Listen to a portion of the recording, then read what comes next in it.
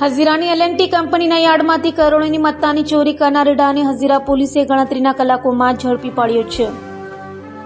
Hazira police મથકનો staff પેટ્રોલિંગમાં હતો ત્યારે બાતમીના આધારે હઝીરાની L&T કંપનીના યાર્ડમાંથી 5,87,00,000ની થયેલી ચોરીના ગુનામાં નાસ્તા ફરતા રેડા આરોપી એવા પવન કમલેશ શર્માને ગણતરીના કલાકોમાં ઝડપી પાડ્યો હતો. તો આરોપી પવન શર્માએ ચોરીનો માલ જે ગોડાઉનમાં રાખ્યો હતો તે ગોડાઉન ભાડે રાખ્યો હોવાની કબૂલાત કરી હતી.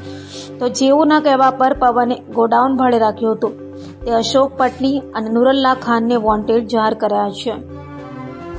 ગતરોજ તારીખ 27/6/2024ના રોજ જે ડિવિઝનના હજીરા પોસ્ટે ખાતે IPC 457, 457, 380 મુજબનો ગુનો દાખલ કરવામાં આવેલ હતો.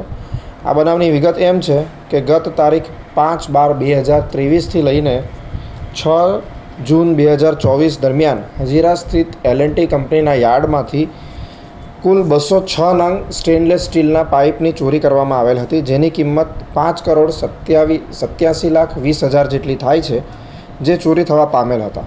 જે બાબતની ફરિયાદ L&Tના પ્રોજેક્ટ એકાઉન્ટન્ટ દ્વારા આપવામાં આવેલ હતી અને જે અંગેની વિધિસરની ગુનો ગત રોજ દાખલ કરવામાં આવેલ હતો, તેમજ હજીરા પોલીસ સ્ટેશનના PI VL પરમાર તથા તેમના સ્ટાફ દ્વારા ત્વરિત તપાસ કરી તેમજ CCTV સર્વેલન્સ તદુપરાંત અનેક CDROને તપાસ કરીને 3 આરોપીઓને આજરોજ ઝડપી પાડવામાં આવેલ છે.